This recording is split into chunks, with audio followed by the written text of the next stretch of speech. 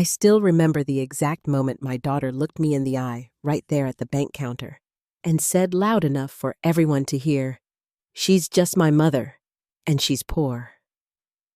The room went silent. The young teller froze. A man behind me stopped mid-step, and my daughter, Emily Carter. She didn't even flinch. I stood there in my old coat holding the pen she wanted me to use, and for a second I almost smiled, because she had no idea who I really was. And she definitely didn't expect who I had just called to walk through that door. If this story touched something in you, don't forget to like and subscribe. And I'd really love to hear from you. Have you ever been judged or embarrassed by your own family? Tell me where you're watching from and what time it is there. You're not alone. I wasn't always the woman standing quietly in that bank wearing a coat that had seen too many winters. There was a time when I moved faster, when my hands didn't ache at night, when my back didn't remind me of every extra shift I had ever worked. Back then, I wasn't just Julia Hayes, the poor mother. I was simply Mom, and to Emily, I was everything. I raised her in a small town just outside Columbus, Ohio. Nothing fancy. A 2-bedroom rental house with creaky floors and a heater that only worked when it felt like it. Winters were cold, summers were sticky, and every dollar had a purpose before it even reached my hands. Her father left when she was 5. No explanation, no goodbye worth remembering. Just a quiet disappearance and a stack of bills that suddenly had my name on them. I remember sitting at the kitchen table that first night after he was gone, staring at the numbers trying to figure out how I was going to make it work. Emily was asleep on the couch, clutching her favorite stuffed rabbit, completely unaware that our lives had just changed forever. I made a promise to myself that night. She would never feel abandoned, and I meant it. I took every job I could find. Morning shifts at a diner, cleaning offices at night, weekends at a grocery store. There were days I worked so much I barely saw sunlight, days I came home smelling like coffee bleach and exhaustion all at once. But every evening, no matter how tired I was, I would sit with Emily. We'd do her homework at that little kitchen table. She'd tell me about her day, about school, about her friends, about the little things that felt big in a child's world. And I would listen like it was the most important conversation in the world. Because to me it was. There were nights I skipped dinner so she could have a full plate. Times I sold my own things, my jewelry, my old keepsakes, just to pay for her school supplies or a field trip she didn't want to miss. I remember one Christmas I couldn't afford the bike she had circled in a catalog. She tried to hide her disappointment, but I saw it. So I worked 3 extra shifts that week, barely slept. My hands were shaking from exhaustion when I handed her that gift on Christmas morning, and the way her face lit up, that was everything. She ran into my arms, laughing, crying, saying, "You're the best mom ever." For a long time, that was our world, just the 2 of us. Struggling, yes, but close. Unbreakable, I thought. Emily was a bright kid, always had been. Straight A student, determined, focused. She used to say she wanted to change our life, and I believed her. I pushed her to apply to colleges I never dreamed she could reach. I helped her fill out applications late at night after my shifts. I encouraged her when she doubted herself. The day she got accepted into a university in New York, I cried. Not because I was sad, because I was proud. Because everything we had been through, it meant something. I remember hugging her so tightly that day. "This is your moment," I told her.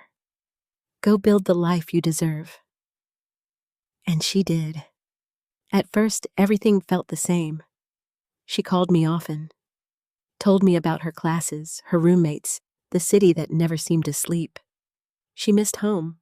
She missed me. But slowly, things began to change. The calls became shorter, then less frequent, then conditional. She would call when she needed something, a document, a signature. Sometimes money, though she hated admitting it. And I gave it, every time, because that's what mothers do. But it wasn't just the distance. It was her tone. There was something new in her voice, something I couldn't quite name at first. It wasn't anger, it wasn't sadness, it was embarrassment. The first time I noticed it clearly was during her sophomore year. She had a video call open with some friends in the background. I heard laughter, chatter, the kind of energy that belongs to young people discovering the world. "Hey, Mom." She had a video call open with some friends in the background. I heard laughter, chatter, the kind of energy that belongs to young people discovering the world. "Hey, Mom," she said quickly. "Hi, sweetheart," I smiled. "How are you?" "I'm good, just busy." One of her friends asked something off camera. Emily turned away slightly, covering the microphone, but not completely. "It's just my mom," she said. Just. That word stayed with me longer than it should have. After that, she started avoiding introducing me to people. When I visited once, she insisted we meet outside her apartment instead of letting me come in. It's just messy. After that, she started avoiding introducing me to people. When I visited once, she insisted we meet outside her apartment instead of letting me come in. "It's just messy," she said, but I could tell it was more than that. Then came the conversations about money. Not asking anymore, explaining. She talked about investments, opportunities, the importance of moving forward and not being held back by where you come from. I listened, even when it hurt, because I wanted to understand her world, because I thought maybe this is just part of growing up. But deep down, I felt it. The gap between us widening, like a quiet crack in glass that spreads before it shatters. Still, I never stopped supporting her, never stopped believing that the girl who once hugged me on Christmas morning was still there somewhere, waiting to come back. What I didn't know then was that the moment in that bank, the moment she called me poor in front of strangers, that wasn't the beginning of the change.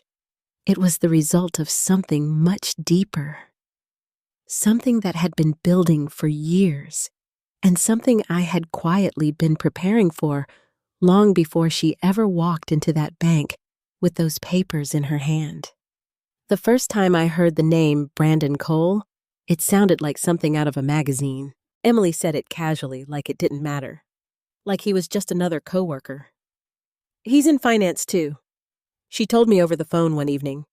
"Really smart, really driven." There was something in her voice when she said his name. Not love, not yet.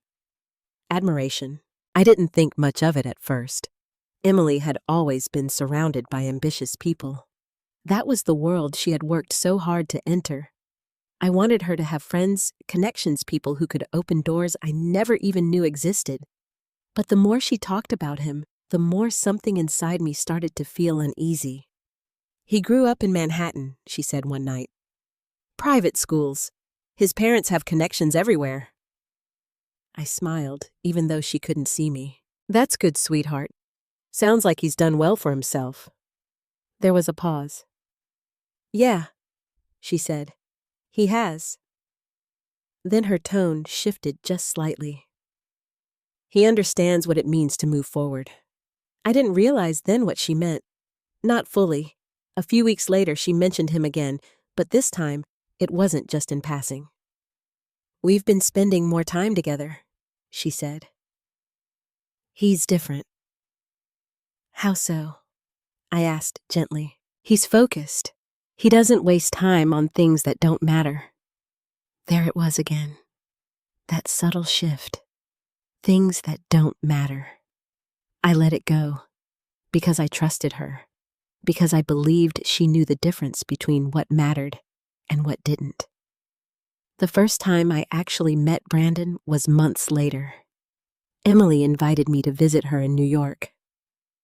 I was nervous, I always was, when stepping into her new world, but I told myself this was a good thing. A step forward, a chance to reconnect. I remember standing outside her apartment building, clutching my purse a little tighter than usual. Everything around me felt expensive, polished, like I didn't quite belong there. Emily came down to meet me just like she always insisted. "We'll grab lunch nearby," she said quickly. "It's easier." Easier. Not come upstairs. Not, "I want you to see my place." Just easier. And then he appeared. Brandon Cole. Tall, well-dressed, confident in a way that didn't need to announce itself. He carried himself like someone who had never once questioned where he stood in the world. "Mrs. Hayes," he said, offering a polite smile. "Julia is fine," I replied. His handshake was firm but brief. His eyes, they studied me. Not warmly, not kindly, but carefully. As if he was trying to figure out something about me and had already reached a conclusion. Lunch was uncomfortable, not because of what was said, but because of what wasn't. Emily spoke differently around him, her tone sharper, more controlled, like she was performing a version of herself that didn't quite fit. Brandon asked questions, but not the kind that come from genuine curiosity. "What do you do, Julia?" I told him about my work, the diner, the cleaning jobs, the things that had kept a roof over our heads all those years. He nodded. Once. And that was it. No follow-up, no interest, just acknowledgement, as if I had confirmed something he already believed. The rest of the meal he talked about investments, markets, opportunities, the future. Emily listened closely, leaning in, absorbing every word. I watched her, and for the first time I saw it clearly. She wasn't just impressed by him, she wanted to be like him. After that visit, things changed faster. Emily started mentioning how important image was, how people in her field judged quickly, how connections mattered more than anything. "People need to take you seriously," she said once. "And they don't?" I asked softly. She hesitated. "Not always." That was the moment I understood. It wasn't just about Brandon. It was about the world she had stepped into. A world where backgrounds were measured, where worth was calculated, where people like me didn't fit. Brandon didn't create that thinking, but he reinforced it, encouraged it, shaped it. I saw it in the way Emily started speaking to me. Shorter answers, less patience, less warmth. There was one call I'll never forget. I had asked her if she was coming home for Thanksgiving. There was silence on the line. "I might not," she said finally. "Oh," I replied, trying to keep my voice steady. "That's okay. I just thought I have commitments here, Mom. Important ones." Important. The word landed harder than she probably intended. "I understand," I said, and I did. At least I tried to. But then she added something that stayed with me. "You wouldn't really fit into these events anyway."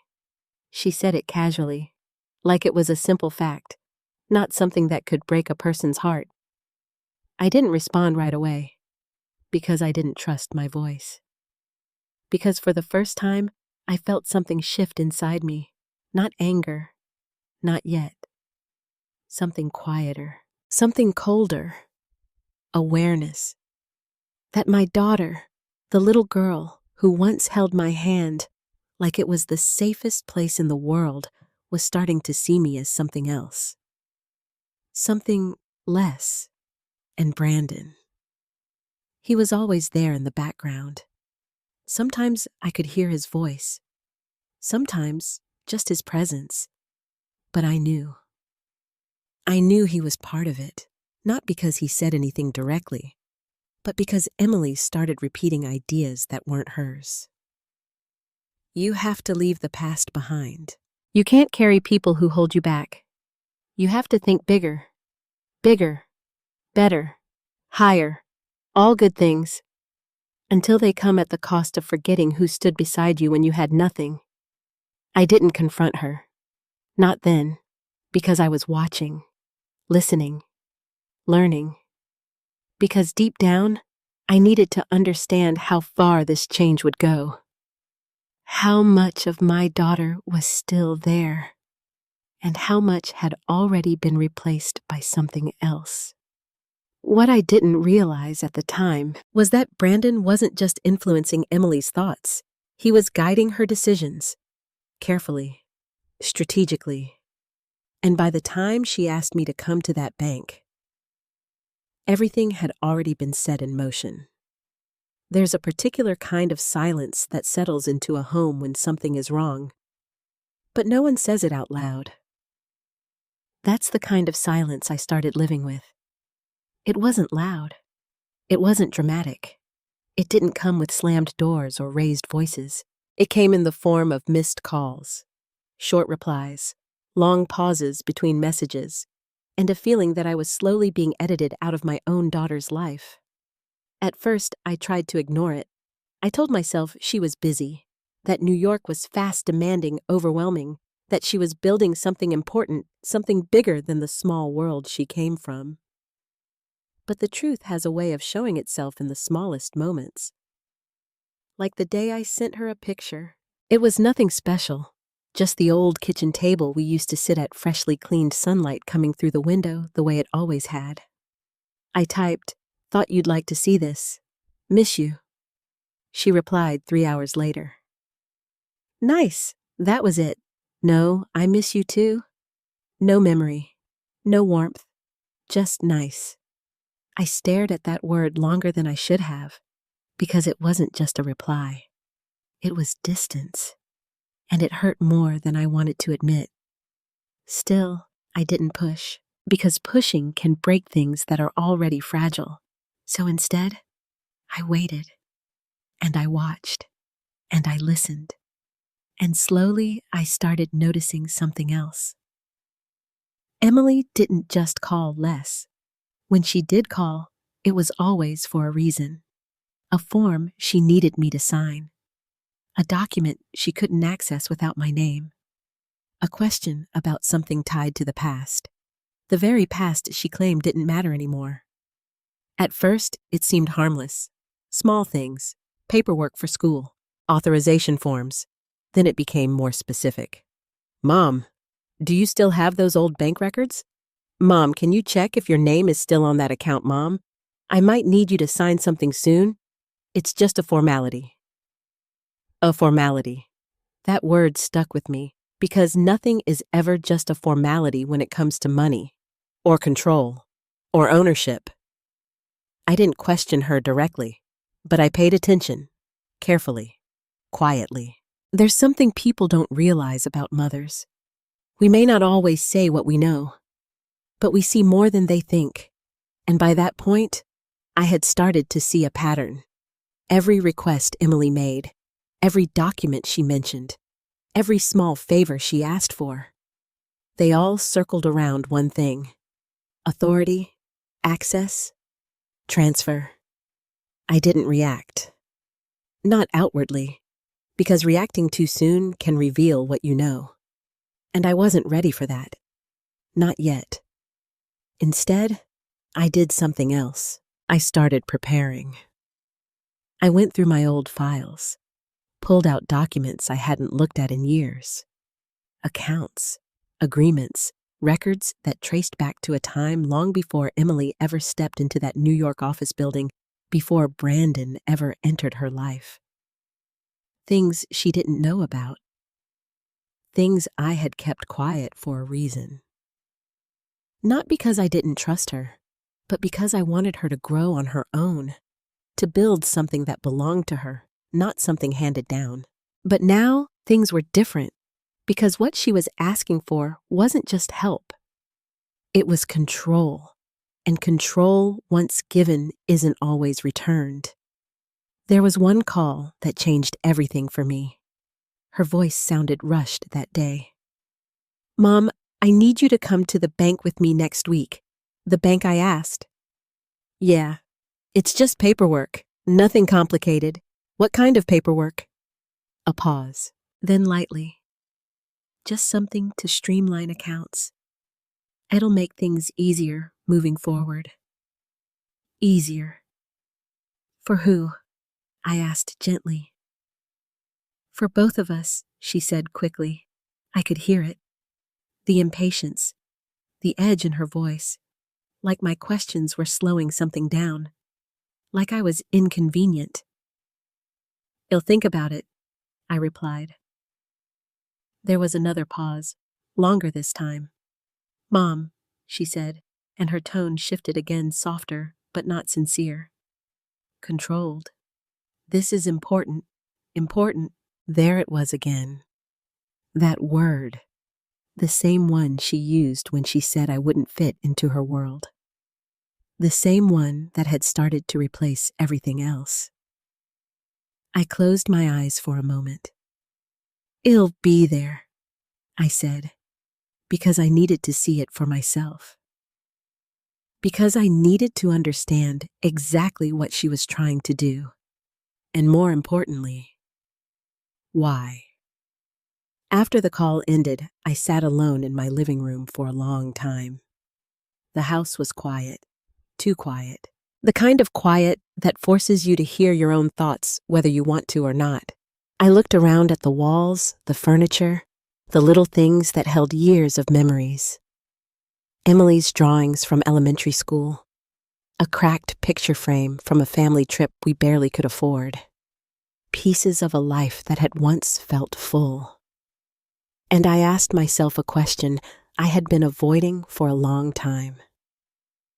When did my daughter stop seeing me as someone who loved her and start seeing me as someone she could use? It wasn't an easy question, and the answer wasn't simple, because it didn't happen all at once. It happened slowly, quietly, step by step, until one day you look up and realize the person you raised is standing on the other side of a line you never saw them cross. But even then, even after everything I had begun to notice, even after the distance, the coldness, the subtle disrespect, there was still a part of me that hoped I was wrong. That hoped this was all just a misunderstanding. That hoped when I walked into that bank, she would still be my daughter. Not someone I had to protect myself from. But deep down, I knew better. Because of the way she had asked. Because of the way she had changed. And because of something else. Something she didn't realize. Something she had overlooked completely. She thought she understood my life. She thought she knew my limits. She thought she had already measured my worth. But what she didn't know was that I had been quietly building something of my own for years. Something she had never asked about. Something Brandon had never considered. And when she placed those papers in front of me at that bank, she believed she was in control. She believed I had nothing to lose, that I was just a name on a document, just a signature, just her poor mother. She was wrong, and very soon she was going to find out exactly how wrong she was. The day of the bank appointment arrived colder than I expected. Not just the weather, but something else. Something heavier. I stood in front of the mirror that morning longer than usual, adjusting the collar of my coat. It wasn't new. It wasn't elegant. But it was clean pressed and familiar. Like me. I took a deep breath before leaving the house, because I knew this wasn't just a visit. It was a moment, a test, and maybe a turning point. The bank was in one of those newer buildings downtown. Glass walls, polished floors, everything designed to make you feel like you either belonged there or didn't. I noticed immediately which category I fell into. Emily was already inside when I arrived. Of course she was. She didn't like waiting. She stood near one of the service desks, her posture straight. Her outfit sharp and expensive. Next to her, Brandon leaned casually scrolling on his phone like the entire place existed for his convenience. For a moment, I just stood there, watching them, watching my daughter look like someone I barely recognized. Then she saw me. and something in her expression changed, not warmth, not relief. Tension. "Mom," she said quickly, walking toward me. "You're late." I glanced at the clock on the wall. I wasn't.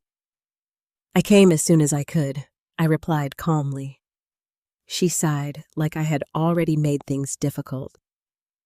"This shouldn't take long." I glanced at the clock on the wall. I wasn't. "I came as soon as I could," I replied calmly. She sighed, like I had already made things difficult. "This shouldn't take long," she said. "We just need you to sign a few things." Brandon looked up briefly, gave me a polite nod, then went back to his phone. No greeting, no acknowledgement beyond the bare minimum. I expected nothing more. "Let's sit," Emily said, already turning toward the desk. We walked over to a small office space separated by glass panels. A young woman sat behind the desk. Her name tag read Lisa Turner. She smiled politely when we approached. "Good morning.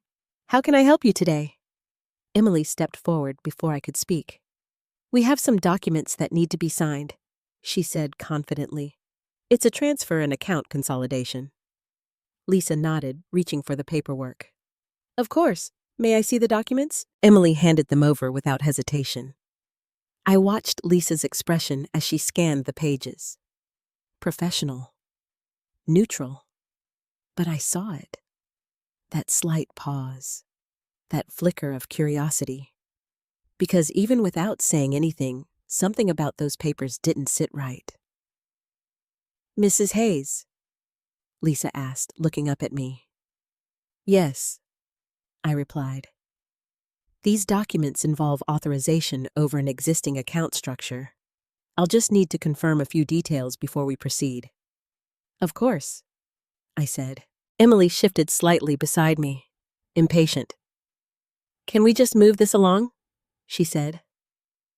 "We're a bit pressed for time." Lisa gave a polite smile but didn't rush. "I understand, but we do need to ensure everything is clear for all parties involved." All parties. I liked the way she said that. Careful, balanced, respectful. Emily didn't.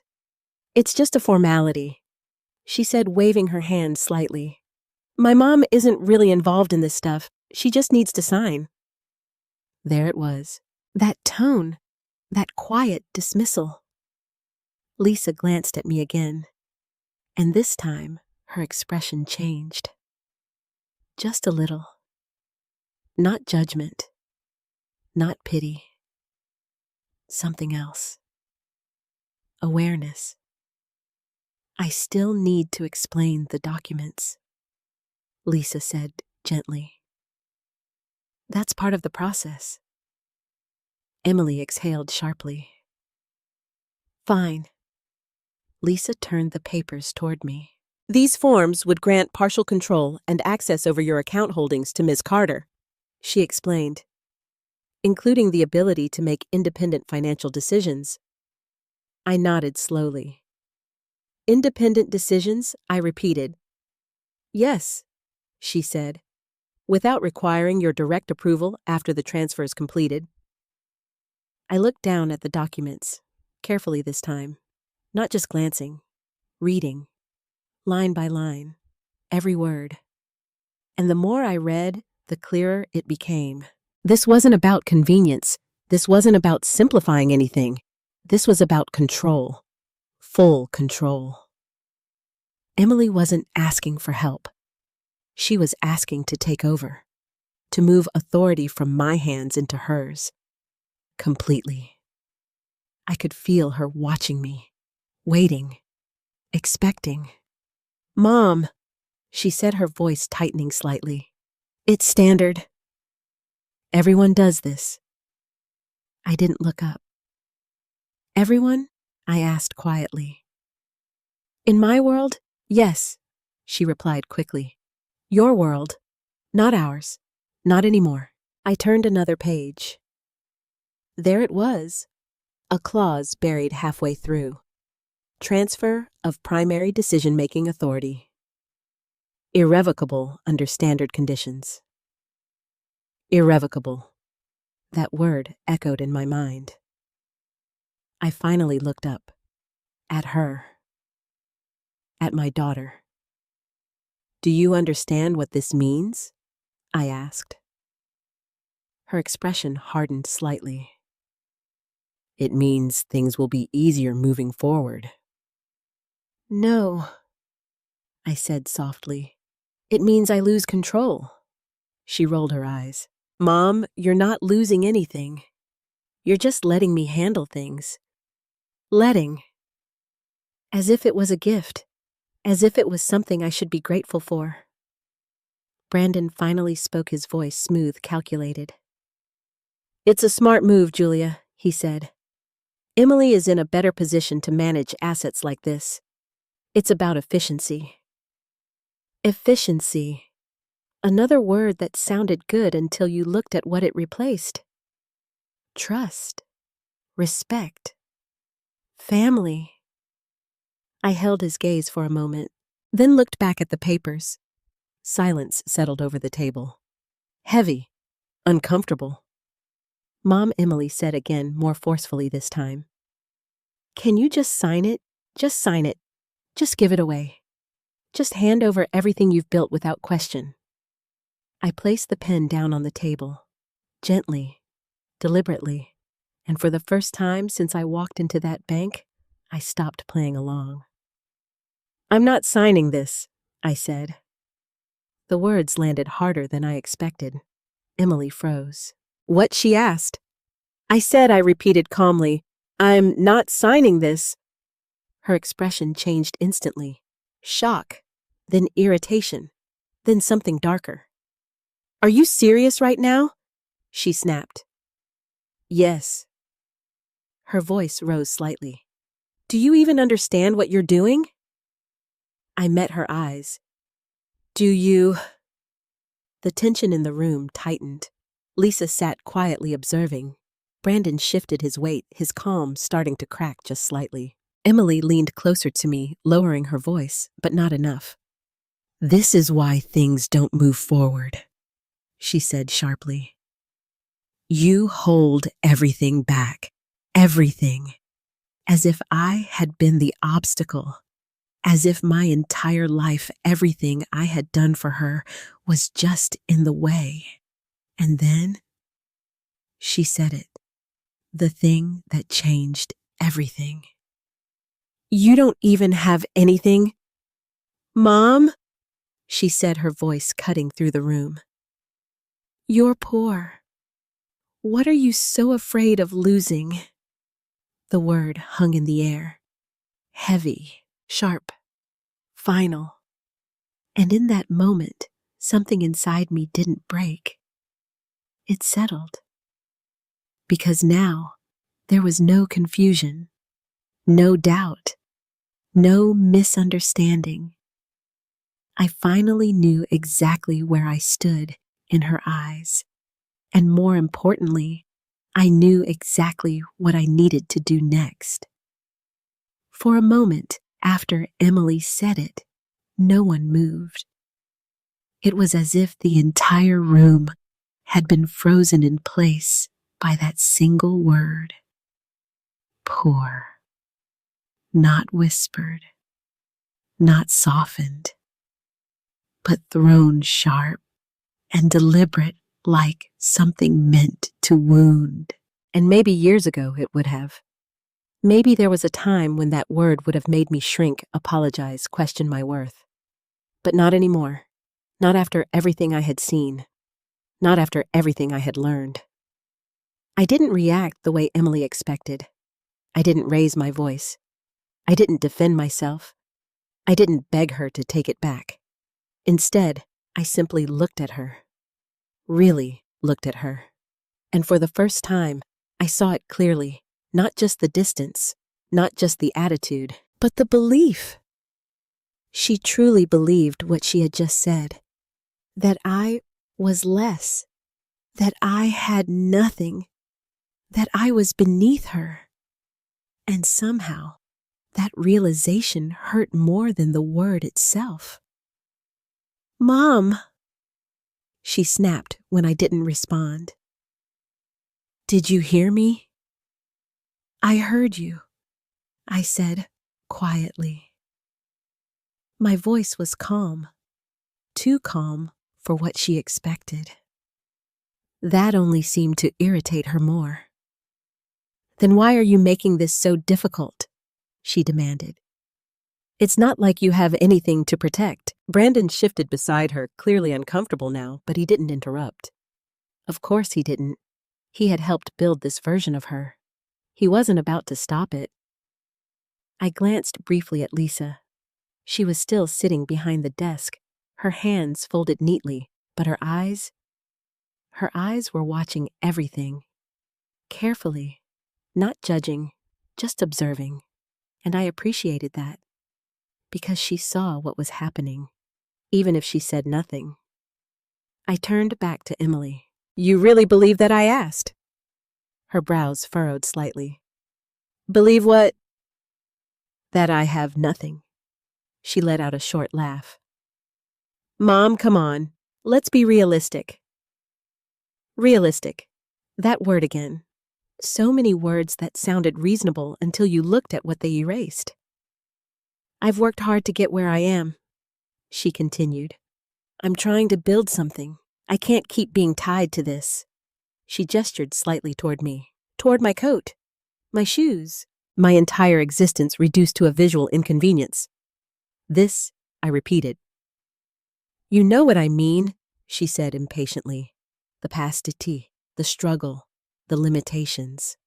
My entire existence reduced to a visual inconvenience. This I repeated. You know what I mean, she said impatiently. The past, the struggle, the limitations. Limitations. I felt something shift inside me again. Not anger, clarity. Because now everything was out in the open. She wasn't just asking for a signature. She was trying to separate herself from me, completely. I never asked you to stay tied to anything, I said softly. That's not the point, she replied quickly. The point is, you're holding things back. Things? I said. Yes, assets, accounts, whatever is tied up in your name. It's inefficient. There it was. Not family, not trust, not us. Just assets. I let that sink in. Then I leaned back slightly in my chair, and for the first time since this conversation began, I allowed a small, almost imperceptible smile to touch my lips. It confused her. I could see it immediately. Why are you smiling? She asked, her tone sharp. I was just thinking, I said. About what? About how sure you are. She crossed her arms. Because I know what I'm talking about. Do you? I didn't say it out loud. Not yet. Instead, I reached for the papers again. Not to sign them, but to close them. Slowly, deliberately. The sound of the folder shutting seemed louder than it should have been. Final. I'm not signing anything today, I said. Her face tightened instantly. This isn't optional, Mom. I looked up at her. It is. No, it's not, she shot back. You agreed to come here. I agreed to look, I corrected calmly. Not to give everything away. Her voice rose. You're not giving anything away. You're just letting me manage it? Without my consent moving forward, I added. That's how these things work. No, I said gently. That's how this document works. The distinction mattered, even if she didn't want to see it. Brandon finally stepped in, his tone measured. Julia, he said, leaning slightly forward. You have to understand, Emily is in a much better position to handle financial decisions at this level. This isn't personal. Not personal. I almost laughed, but I didn't, because this was the most personal thing I had ever experienced. My life isn't a portfolio, I replied quietly. He held my gaze, his confidence wavering just slightly. It's about maximizing value, he continued. Value. I nodded slowly. Yes, I said. It is, but not the way you think. The tension in the room had shifted now.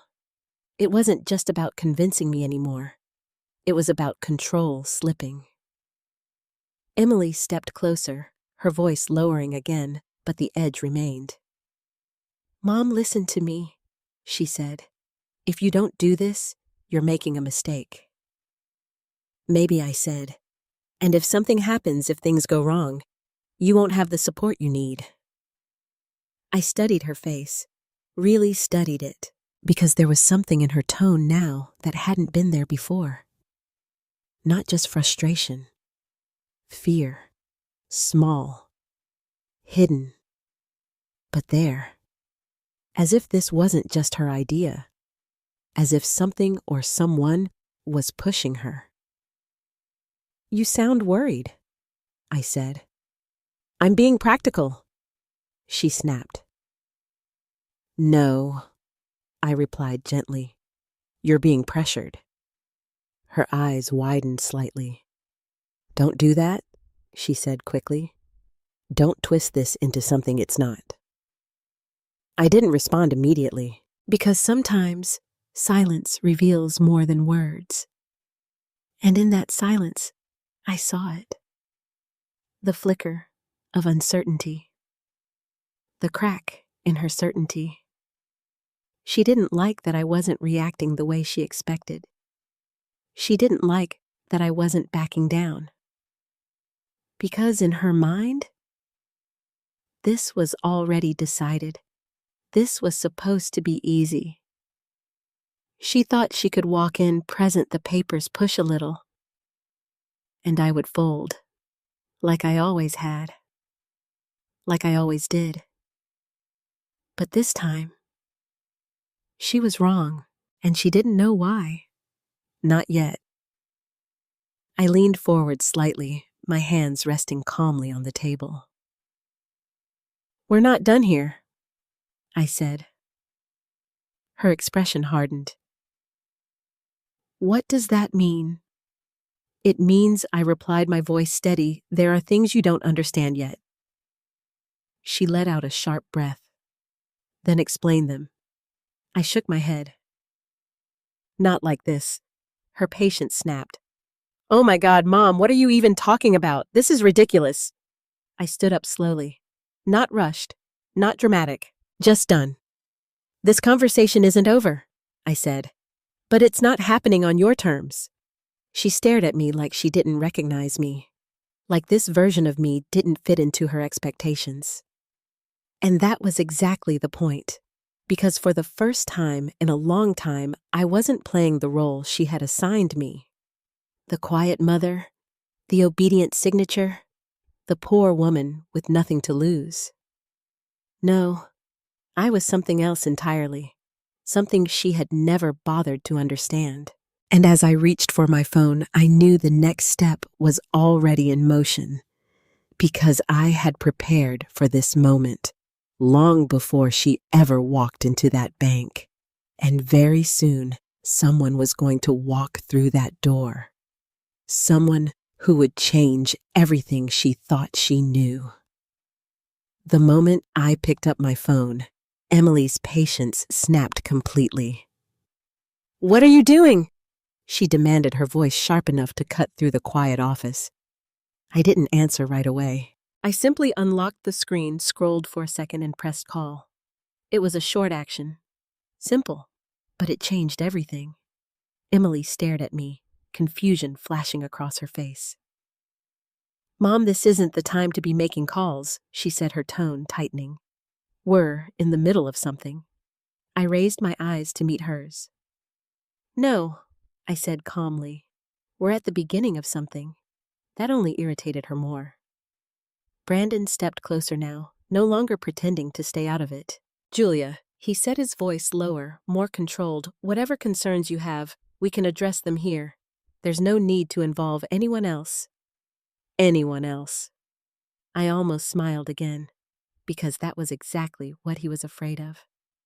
"I think there is," I replied. The phone rang once, twice, then a voice answered. "Richard Lawson speaking." Even hearing his voice, steady, composed, unmistakably authoritative, grounded me. "Richard, it's Julia," I said. There was no hesitation on his end. "Julia?" He replied immediately, his tone shifting into something warmer, more respectful. "Is everything all right?" I could feel the room change already. Subtle, but real. "I'm at the downtown branch," I said. "I'd appreciate it if you could come by." There was a brief pause. Not uncertainty, consideration.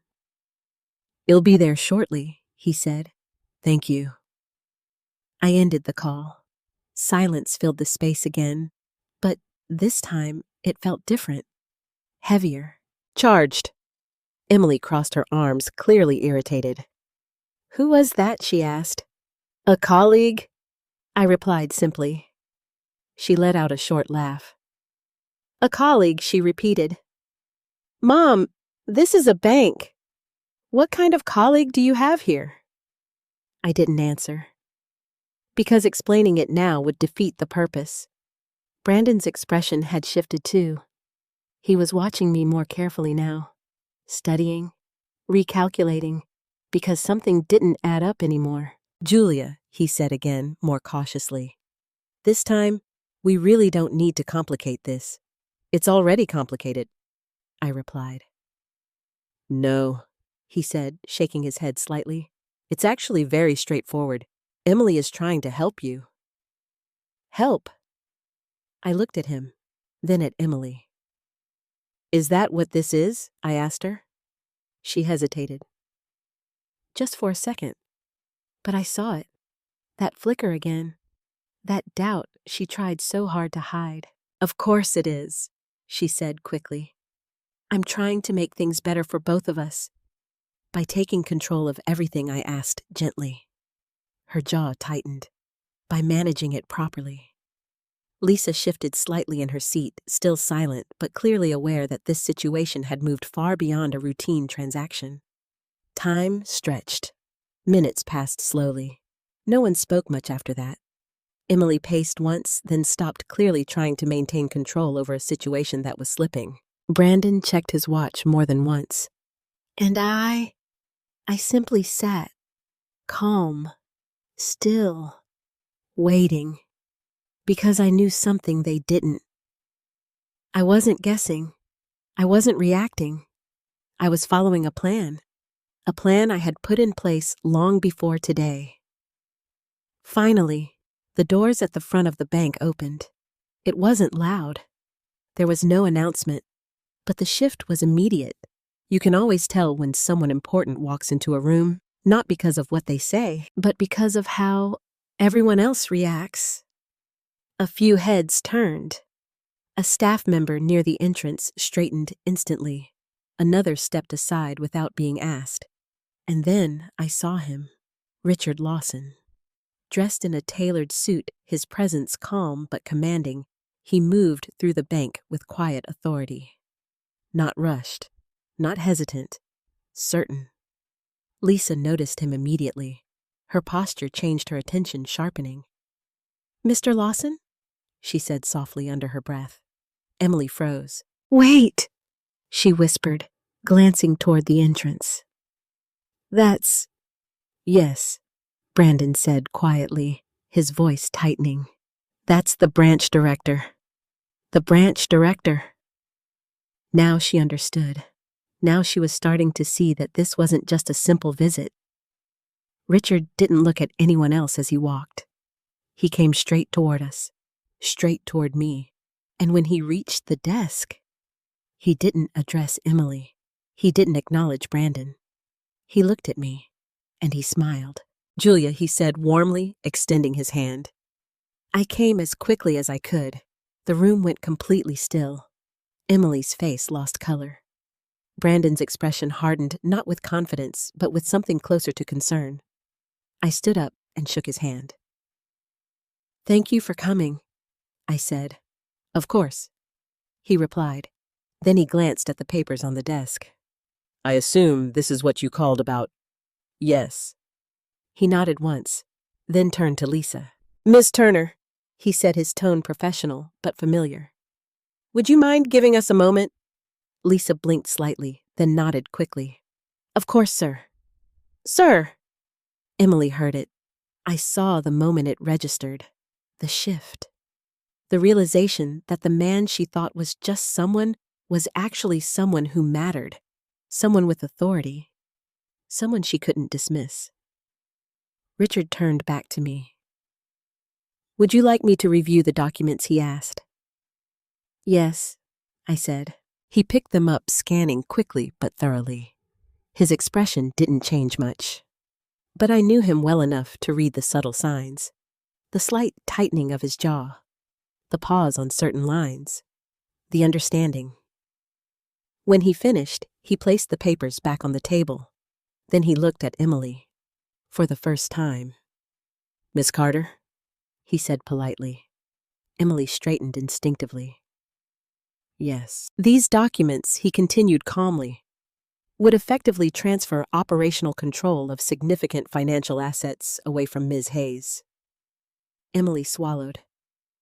It's just a standard. It is not standard, Richard interrupted gently but firmly. The interruption alone was enough to shake her, because it wasn't aggressive. It was authoritative, controlled, final. Brandon stepped forward slightly. With all due respect, Richard turned his gaze to him, and for a moment said nothing. That silence did more than words ever could. Brandon stopped speaking, immediately. Richard turned back to me. Julia, he said, his tone softening again. You were right to pause. I nodded. I thought so. Emily looked between us, confusion turning into something closer to panic. What is going on? She demanded. And this time, I didn't stay silent. Because now, it was time for her to start understanding. Not just what she was trying to take, but who she was trying to take it from. Emily's voice didn't just carry confusion anymore. It carried fear. What do you mean? She asked, her tone sharper than before, but no longer confident. What is he talking about? I didn't answer her immediately, because this moment, this exact moment, needed to unfold slowly, carefully. Not for drama, but for truth. Richard Lawson remained composed beside me, his presence steady, his expression neutral, but attentive. He wasn't here to speak for me. He was here to confirm what needed to be confirmed. Nothing more, nothing less. I looked at Emily, really looked at her, and for the first time that day, I saw something familiar again. Not arrogance, not superiority, but the girl she used to be. Confused, uncertain, looking for answers.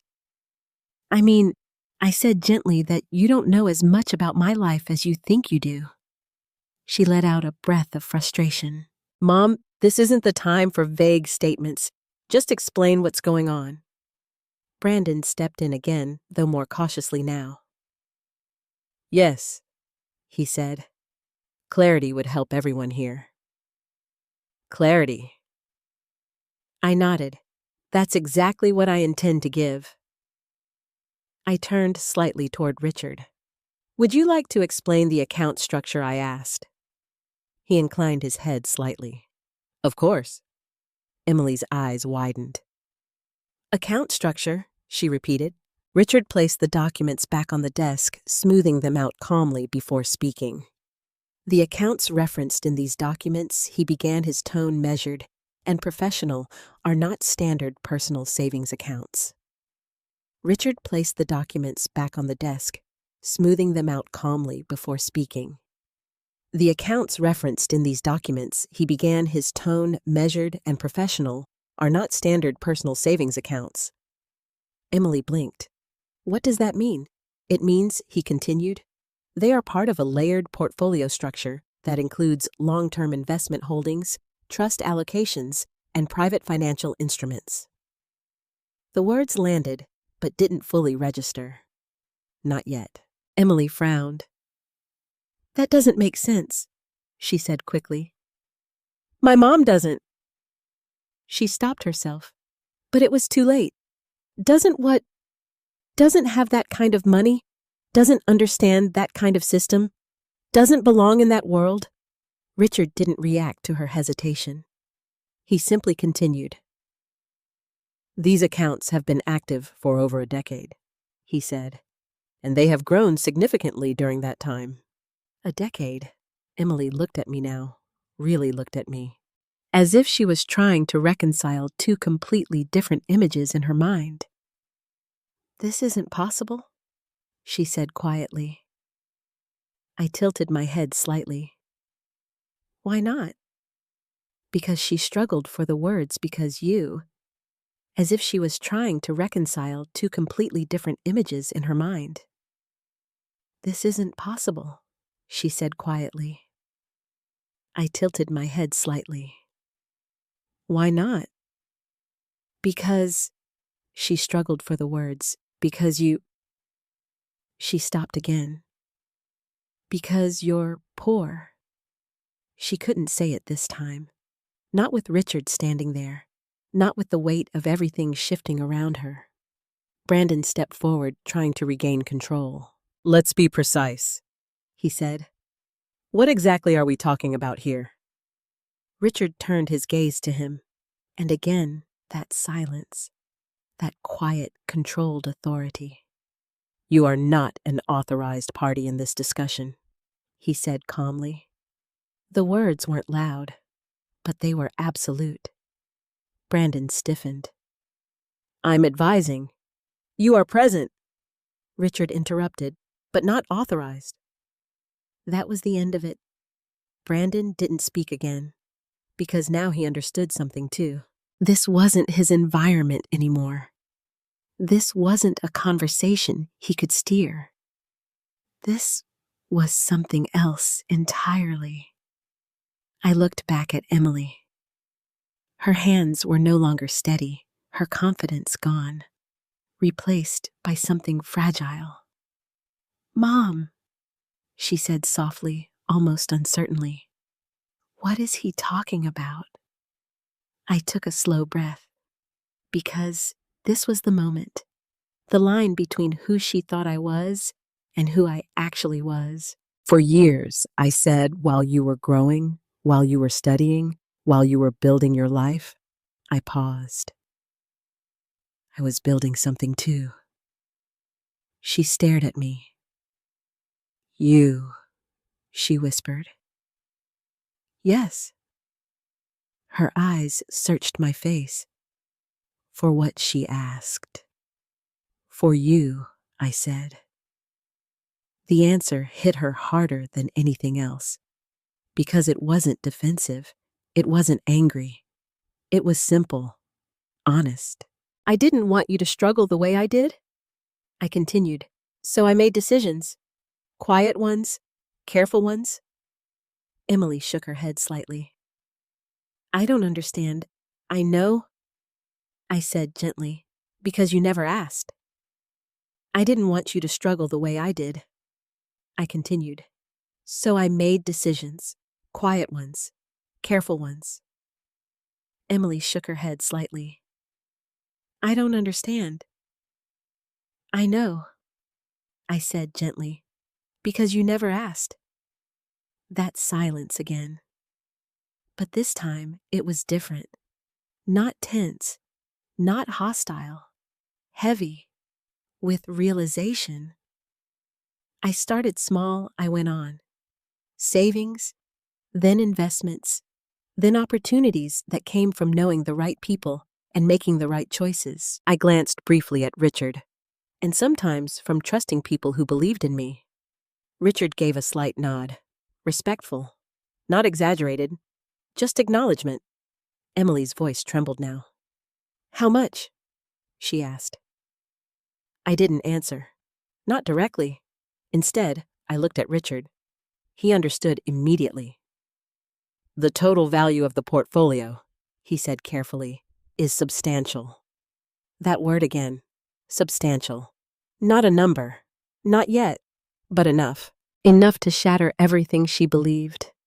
Emily staggered back slightly, her hand gripping the edge of the desk. No, she whispered. I watched her. Not with satisfaction, not with triumph, but with something much more complicated. Because this wasn't just a revelation. It was a loss. The loss of a belief she had built her identity around. That she had risen above me. That she had surpassed me. That she was the one holding power. And now, that foundation was cracking. I thought, she started, her voice breaking slightly. I thought you were struggling. I said. Then how I didn't stay there. The truth was simple. But it carried weight. Years of it. Emily looked down at the documents again. At the signature line. At the control she thought she was about to gain. And for the first time, she saw it for what it really was. Not a formality, not a smart move, but a risk. A massive one. Those papers, she said slowly, they would give me control over all of that. Yes, Richard confirmed. Her breath caught. And if I signed them without understanding, I met her eyes. You would have taken something you didn't earn from someone who trusted you. The words weren't harsh, but they were honest. And honesty, in moments like this, cuts deeper than anger ever could. Emily's shoulders dropped. The fight was gone, replaced by something else entirely, something quieter, heavier. Regret just beginning to take shape. But it wasn't complete yet.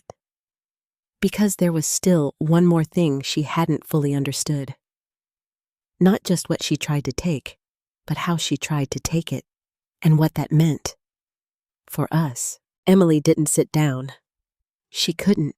Her body looked like it didn't know what to do with itself anymore. Half leaning on the desk, half pulling away from it, as if the ground beneath her had shifted and she hadn't quite found her balance again. How much? She asked again. Her voice was quieter now, not demanding, not sharp, just searching. Brandon looked at her quickly. Emily, he said under his breath, that's not necessary. It is, she snapped, but there was no real strength behind it anymore.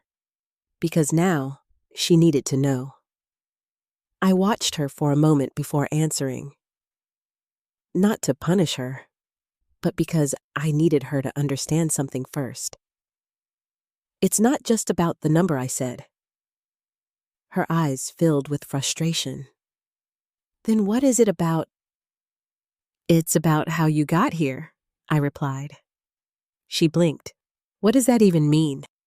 What? It means, I said slowly, you didn't ask what I had. You assumed I had nothing. The words landed, and this time she didn't argue, because she knew it was true. Richard stepped in again, his tone calm but firm. For context, he said, the portfolio under Ms. Hayes' name includes multiple high-yield investments, long-term holdings, and private placements that have appreciated significantly over time. Emily swallowed. Just say it, she whispered. How much? Richard looked at me. I gave a small nod. He turned back to her. It's in the multi-million range, he said. The air left the room. Not dramatically, not loudly, but completely. Emily's fingers tightened around the edge of the desk. Brandon's face went still. Not impressed, not excited, calculating. Because now for him, this wasn't just a situation. It was an opportunity he hadn't fully understood. Until now. Emily struggled to finish the sentence. That's not possible. It is, Richard said simply. She shook her head. No, you don't understand. My mom, she worked at a diner. She cleaned offices. I know exactly what she did. It is, Richard said simply. She shook her head. No, you don't understand. My mom, she worked at a diner. She cleaned offices. I know exactly what she did, Richard replied. And that was the moment everything shifted again. Because his tone changed. Just slightly. Enough to carry weight. She built this portfolio while doing those jobs. He continued. Consistently. Carefully. Over many years. Emily's eyes snapped to mine. You did all of this, and you never told me. I held her gaze. When would you have listened? I asked gently. The question cut deeper than any accusation. Because it wasn't angry. It wasn't defensive. It was honest. And honesty doesn't leave room to hide. Emily's lips parted slightly, but no words came out. Because she couldn't deny it. There had been chances. Moments. Conversations she had rushed through. Calls she had shortened. Questions she had never asked. Brandon cleared his throat, trying to re-enter the conversation. Well, he said, his tone shifting into something smoother, more strategic. This actually makes things easier. Emily managing the portfolio would be no. The word came from me. Quiet, firm, final. He stopped immediately, because something in my voice had changed. I wasn't explaining anymore. I wasn't negotiating. I was deciding. This is exactly why I didn't sign, I said. Emily looked at me, confusion mixing with something else now. Fear, maybe. Why? She asked. Because you didn't come here with trust, I replied. You came here with assumptions. Her eyes glistened slightly. I didn't know. No, I said. You didn't want to know. That hit harder. Because it was true. Because knowing would have required her to see me differently, to respect me, to question the narrative she had built about who I was. And that was harder than dismissing me. I was trying to help, she said, her voice breaking just slightly. Help who I asked. She hesitated, because now even she wasn't sure anymore. The room fell into silence again. But this time it wasn't tense. It was heavy with realization. Brandon shifted again, clearly uncomfortable. This doesn't change the fact that Emily is better positioned to manage. You've said enough, Richard interrupted. Brandon stiffened. I'm just stating facts. No, Richard said calmly. You're stating opinions. That shut him down. Completely. Because in this space, in this room, his voice didn't carry weight anymore. Emily looked between all of us. Her world, the one she had carefully constructed, was unraveling piece by piece. I didn't mean to. She started, but stopped. Didn't mean to. What embarrassed me, use me, erase me. She couldn't finish it, because now she understood the full weight of what she had done, and more importantly, what she had revealed about herself. I softened my voice slightly, not because the situation was easy, but because she was still my daughter. You didn't come here to understand, I said. You came here to take control. Her shoulders dropped. I thought, she whispered, I thought I was doing the right thing. For who I asked again. This time, she didn't answer at all, because the answer was clear. Not for me, not really. Maybe for Brandon. Maybe for the life she thought she needed to maintain. But not for the person who had built everything she was standing on. And now she saw it. Fully. Clearly. Painfully. The silence stretched again. And then something shifted inside her. Not panic, not denial. Something deeper. Regret. Real regret. I'm sorry, she said finally. The words were quiet, barely above a whisper. But they were real, and I could tell. Because they didn't come with excuses. They didn't come with conditions. Just truth. I looked at her for a long moment. And in that moment, I wasn't thinking about the money, or the documents, or the bank. I was thinking about the little girl who once held my hand like it was the safest place in the world. And the woman standing in front of me now, trying to find her way back to that place. But I also knew something else. Sorry wasn't enough. Not for this. Not yet. Because what she did today, what she said today, it didn't just reveal ignorance. It revealed something deeper. Something that needed more than words to fix. And I wasn't going to pretend otherwise.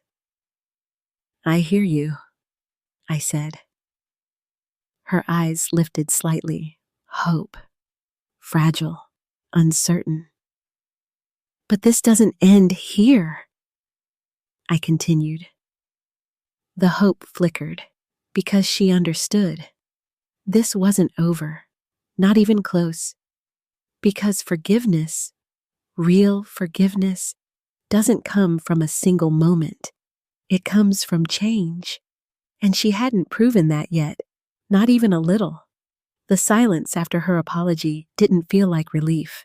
It felt like a crossroads. Emily stood there, her hands no longer gripping the desk, but hanging loosely at her sides, as if she didn't know where to put them, what to hold on to, or what was still solid beneath her feet. For the first time that day, she looked small. Not in status, not in presence, but in certainty. And certainty had been everything to her. I didn't know, she said again more quietly this time. I swear I didn't know any of this. I believe you, I said. She looked up surprised. You do? Yes, I replied, because if you had known, you wouldn't have said what you said. The words weren't comforting. They were precise, because ignorance explained her actions, but it didn't excuse them. Her eyes dropped again. I didn't mean to hurt you. I let that sit for a moment. Then I said something she didn't expect. But you did. She flinched, not dramatically, just enough, because this time, I didn't soften it. I didn't protect her from the truth, because she needed to feel it, not as punishment, but as understanding. I've been hurt before, I continued. Life does that. People do that. But hearing it from you, I paused.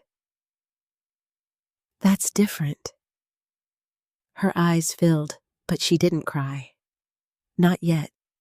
She was holding it in, trying to stay composed, trying to stay the version of herself she thought she needed to be. Brandon shifted again beside her, clearly uncomfortable now, not just with the situation, but with the direction it was going. Emily, he said quietly, you don't have to take this personally. It's just... Stop. She didn't raise her voice, but she didn't need to. It was the first time she had cut him off. Completely. And we all noticed. I do have to take this personally, she said, her voice shaking slightly. Because this is my mother. My mother. Not just my mom, not someone I'm related to. My mother. It was a small change, but it mattered, more than anything else she had said so far. Brandon didn't argue. Not this time, because something had shifted in her, and he could feel it. I watched them both carefully, because now we were entering a different phase. Not confrontation, not exposure, but consequence. And consequence isn't always loud. Sometimes it's quiet. measured, intentional. I reached for the documents again, sliding them slightly toward me. These papers, I said, were designed to give you control over everything I've built. Emily nodded slowly. I see that now. But more importantly, I continued, they were presented to me without honesty. She winced. I didn't think I know, I said gently. That's the problem. Silence again, but softer now, less hostile, more reflective. I need you to understand something, I said. She looked at me, fully this time. No distractions, no interruptions, just listening. This isn't about money, I said. Her brows furrowed slightly. But it's about trust, I continued. That word landed differently, heavier, because it couldn't be calculated. It couldn't be managed. It couldn't be transferred. You didn't ask me what I wanted? I said. You didn't ask me what these accounts meant to me. You didn't even ask if I was comfortable. She swallowed hard. I thought I was helping. You thought you were fixing something, I corrected. Something you believed was broken. Her lips trembled slightly. I didn't think you were broken, she whispered. No, I said softly. You thought I was behind. That hit her. Because it was true. Because in her world, being behind was the same as being less. And she had placed me there, without question, without doubt. I'm not behind, I said. I know that now, she replied quickly. Do you? I asked. She hesitated. Because knowing something intellectually is not the same as understanding it emotionally. Not the same as living it, not the same as changing because of it. I'm trying to, she said. And for the first time, that felt honest. Not perfect, not complete, but real. I nodded slowly. That's a start. Her shoulders relaxed slightly, but only slightly, because she knew this wasn't resolved, not even close. Richard remained quietly present, observing, giving space, but ready if needed. He didn't need to say anything more. His presence had already done what it needed to do.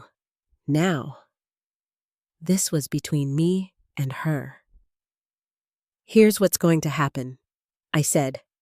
Her posture straightened slightly, not defensively, but attentively. Because now she was listening differently. I pushed the documents back toward the center of the table. I'm not signing these, I said. She nodded. I understand. But that's not all, I added. Her breath caught slightly. Okay, you're not going to manage anything for me, I continued. Her eyes widened just a fraction. I wasn't trying to take over. I know what you were trying to do, I said calmly. And I know why. That stopped her, because I wasn't accusing her. I was seeing her, and that's harder to argue against.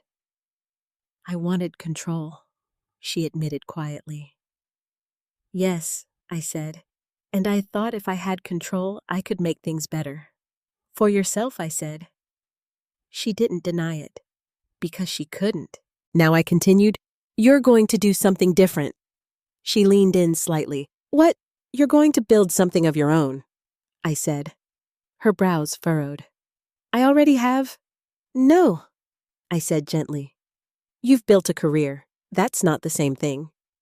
She paused, listening. You're going to build something that doesn't depend on taking from someone else, I continued. Something that reflects who you are, not who you think you need to be. Her eyes softened slightly.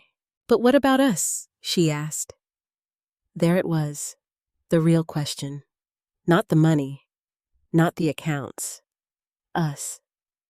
I took a slow breath, because this part, the S part, mattered most. We're not broken. But what about us? She asked. There it was, the real question. Not the money, not the accounts. Us. I took a slow breath, because this part, mattered most. We're not broken, I said. Her shoulders dropped slightly in relief. But we're not the same either, I added. The relief faded, replaced by understanding. We're going to take time, I said. We're going to rebuild trust. She nodded slowly. I want that. I know, I said, and I did. Because now, for the first time in a long time, she wasn't trying to control the outcome. She was trying to earn it. And that changes everything. But not all at once. Never all at once. Because healing, real healing, takes more than a moment.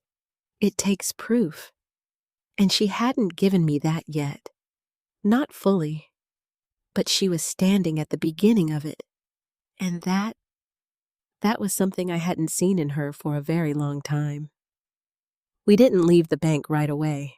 Most people would think that after a moment like that, after everything had been revealed, after the tension had broken, we would walk out relieved or exhausted or at least finished.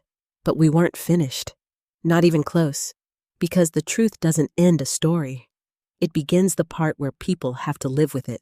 Richard excused himself after a few more formalities, giving me a quiet nod before he left. There was no need for him to stay. His role had been clear. Confirm the facts, restore balance, and leave the rest to us. Lisa, too, returned to her work. Though I noticed she glanced at us one last time, curious, maybe even thoughtful. She had witnessed something far beyond a routine transaction. And then, it was just the three of us. Me, Emily, and Brandon. The silence that followed wasn't awkward. It was revealing. Because now, without the structure of the bank process, without the presence of authority, we were left with who we really were. Brandon was the first to move. Of course he was. People like him don't sit in silence for long, not when there's something to salvage. Well, he said, straightening his jacket slightly. This changes things. I didn't respond. Emily didn't either, but he continued anyway. It's actually a good thing, he added. Now we have more options. Better options. I noticed the word immediately, and so did Emily. Her head turned slowly toward him. We, she repeated. He hesitated for just a fraction of a second. Yes, he said. I mean, for you. For your future. She stared at him, really stared at him, and I could see it happening, the shift. Not dramatic, not explosive, but real. Because for the first time, she wasn't hearing his words the way she used to. She wasn't absorbing them as guidance. She was evaluating them, questioning them. And that was new. My future? She asked quietly. Of course, he replied. This kind of portfolio, this level of capital, it opens doors. Strategic investments, expansion opportunities. Stop. Again. That word. Simple, but final. Brandon blinked. I'm just trying to help you see. No, she said, shaking her head slightly. You're trying to tell me what to do. His expression tightened. That's not fair. No, she said again, more firmly this time. What's not fair is that I didn't even realize it. Silence, but not the same kind of silence as before. This one belonged to her, because now she was thinking, really thinking. I repeated everything you said. She continued, her voice quieter but steady, about moving forward, about not being held back, about leave, about not being held back, about leaving things behind. Brandon crossed his arms. Because those things are true, are they? She asked. The question hung in the air, and for once, he didn't have an immediate answer. Becca's context had changed. Because nowing things behind. Brandon crossed his arms. Because those things are true. Are they? She asked. The question hung in the air, and for once, he didn't have an immediate answer. Because context had changed. Because now those ideas weren't abstract anymore. They were personal. They had consequences. You made me feel like my past was something to be ashamed of, she said. I didn't make you feel anything, he replied quickly. You chose how to interpret no, she interrupted. I chose to listen to you instead of thinking for myself. That landed, harder than anything she had said so far, because it wasn't directed at me. It was directed at herself. And that kind of honesty, it's rare, it's uncomfortable, but it's powerful. Brandon shifted again, clearly losing his footing now. You're overreacting, he said. This is emotional. Emily let out a small, almost disbelieving laugh. Of course it is, she said. It's my life. He opened his mouth to respond, but she didn't let him. And you know what's worse? She continued. I believed you when you made me feel like I had to choose between success and my own mother. I felt something tighten in my chest. Not pain, not exactly, something deeper, because hearing her say it out loud, confirmed what I had suspected for a long time, but hadn't wanted to fully accept. Brandon's expression hardened now. I never told you to choose. You didn't have to, she said. You just made it clear what you valued. That was it. That was the truth. Not shouted, not dramatic, just undeniable. He exhaled sharply. You're twisting things. No, she said quietly. I'm finally seeing them. The room fell silent again. But this time it wasn't heavy. It was clear, like something had finally been stripped down to its core. Brandon looked at me briefly, then back at her. So what now? He asked. You're just going to walk away from everything we've been building, like something had finally been stripped down to its core. Brandon looked at me briefly, then back at her. So what now? He asked. You're just going to walk away from everything we've been building. Again. Emily noticed it too. I don't think we were building the same thing, she said. That was the moment. The real one. Not the reveal. Not the money. Not the bank.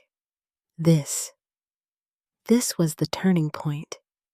Because this was where she chose. Not between wealth and poverty. Not between control and obedience, but between influence and identity. Brandon studied her for a long second.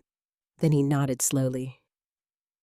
I'll regate, he said, if that's how you feel. Not between control and obedience, but between influence and identity. Brandon studied her for a long second. Then he nodded slowly. All right, he said, if that's how you feel.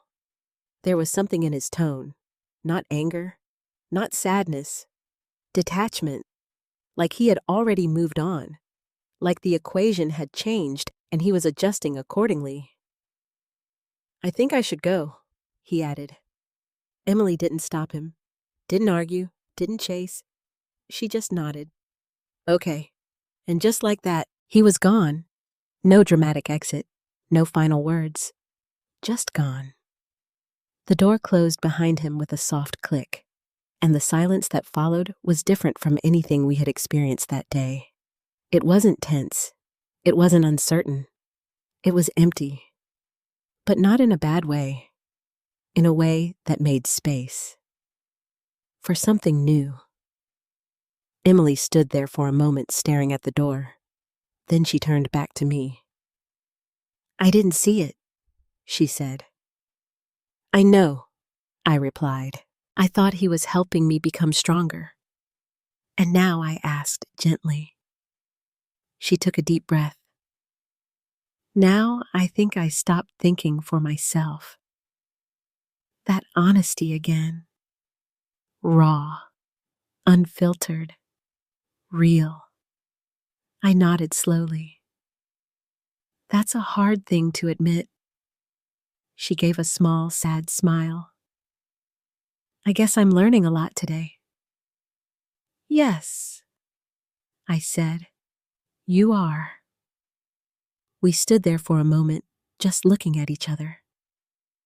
Not as opponents, not as strangers, but not fully as we once were either. Somewhere in between, and maybe that was okay. Maybe that was necessary. "Mom," she said quietly.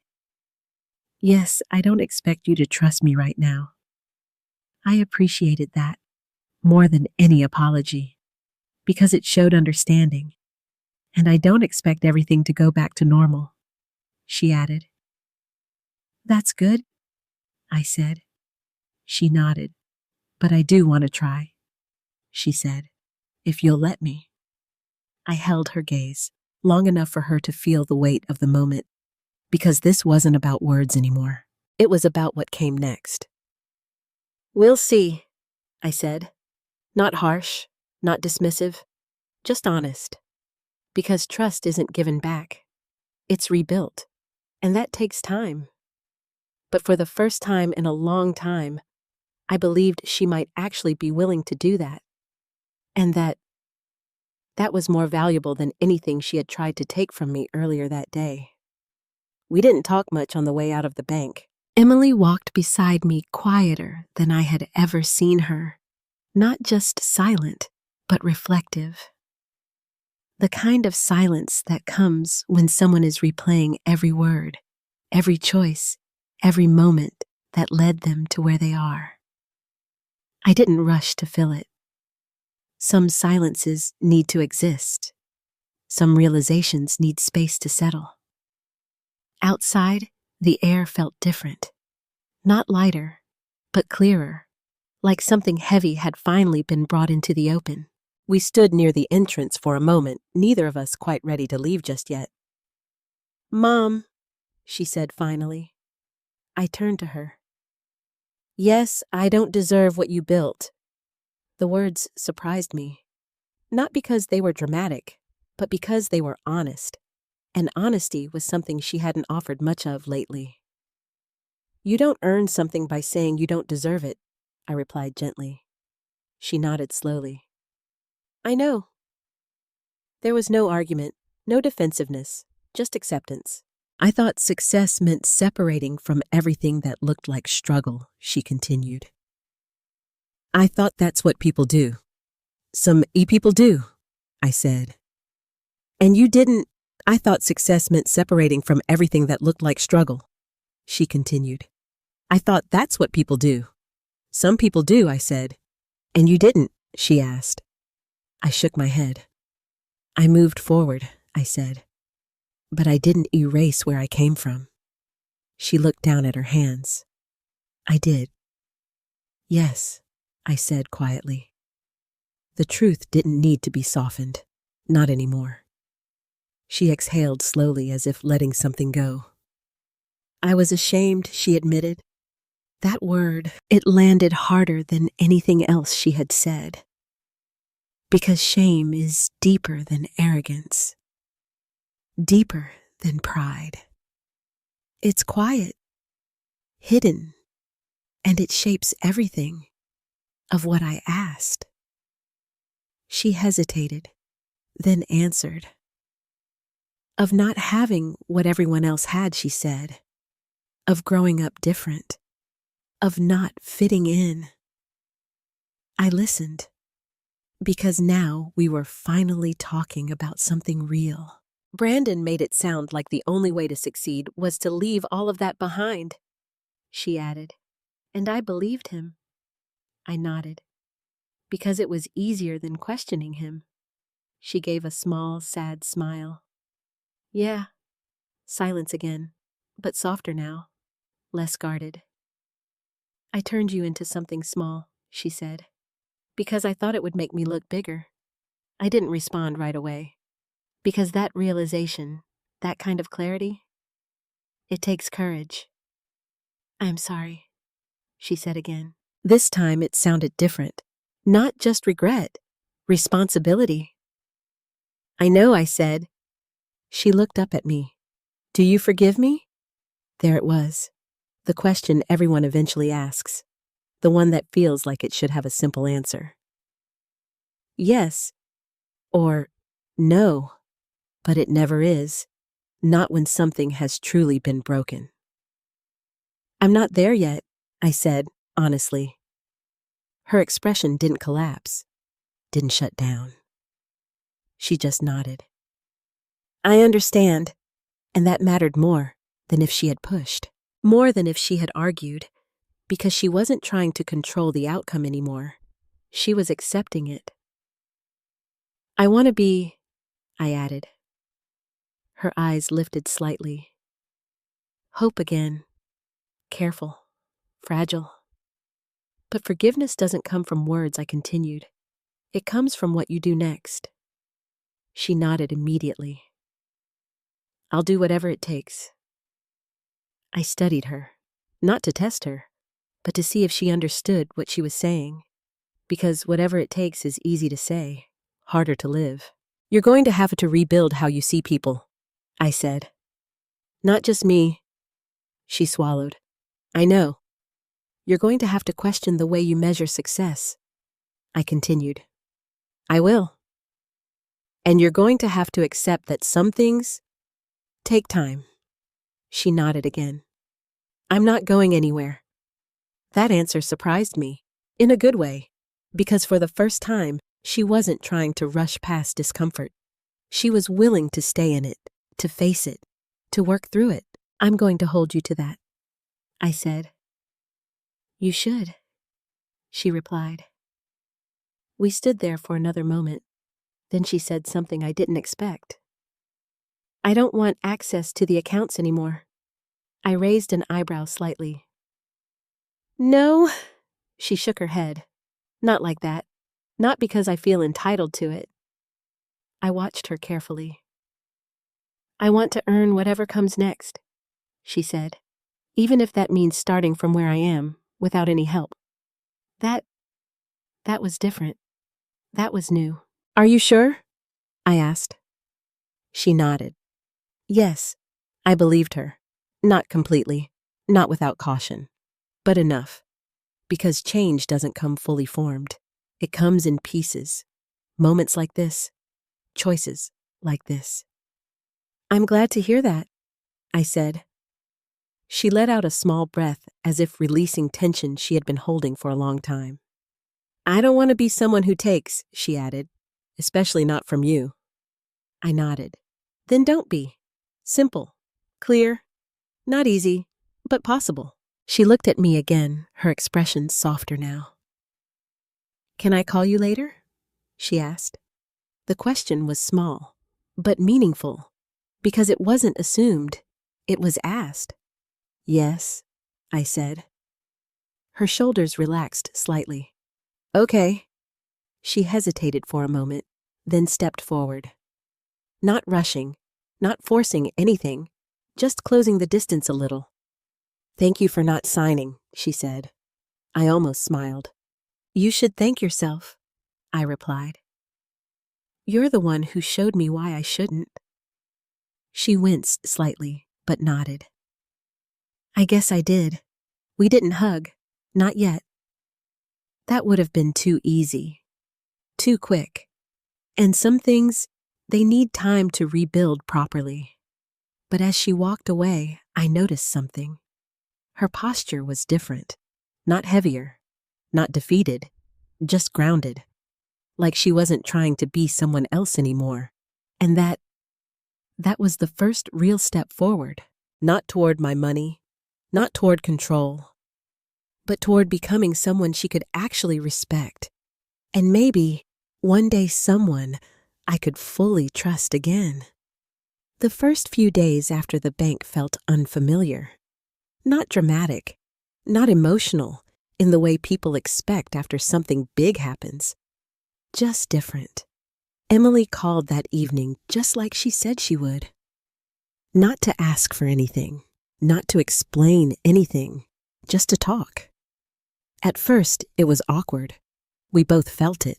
The pauses were longer. The words were more careful. The space between us, still there, but no longer ignored. "How was your drive home?" she asked. "Quiet," I replied. "Yeah." The pauses were longer. The words were more careful. The space between us still there, but no longer ignored. "How was your drive home?" she asked. "Quiet," I replied. "Yeah," she said softly. "Mine too." Silence. Then she added, "I kept replaying everything." "I figured you might," I said. "I didn't like what I saw." She admitted. That didn't surprise me. Growth rarely feels good in the beginning. But what mattered wasn't that she felt bad. It was that she didn't run from it. "I started thinking about all the times I brushed you off," she continued. "All the times I didn't listen, didn't ask, didn't care enough to understand." I let her speak, because this part needed to come from her. "I don't know when I became that person," she said quietly. "You didn't become someone else overnight," I replied. "It happened in small steps." "That makes it worse," she whispered. "No," I said. "It makes it fixable." There was a pause. "Do you really believe that?" she asked. "I do," I said, "but only if you're willing to see those steps and change them." "I am," she said quickly. I didn't respond right away. Because willingness is easy to say. Consistency is harder. "I guess we'll find out," I said. She accepted that, and that again mattered. Over the next few weeks, things didn't magically become better. They became honest. Emily started calling more often. Not every day, not perfectly, but consistently. And the conversations changed. She asked questions, real ones, about my life, about the years she had overlooked, about how I built what I built. Not from curiosity alone, and the conversations changed. She asked questions, real ones, about my life, about the years she had overlooked, about how I built what I built. Not from curiosity alone, but from respect. "How did you even start?" she asked one evening. "With very little," I said. She laughed softly. "That sounds like an understatement." "It is," I replied, "but it's also the truth." I told her things I had never shared before. About the first small investment I made, about the mistake I learned from, about the moment I realized I could build something more than just survival. She listened, not interrupting, not redirecting, just about the mistake I learned from, about the moment I realized I could build something more than just survival. She listened, not interrupting, not redirecting, just listening. And that more than anything told me she was trying, really trying. One afternoon, she came to visit. That alone meant something.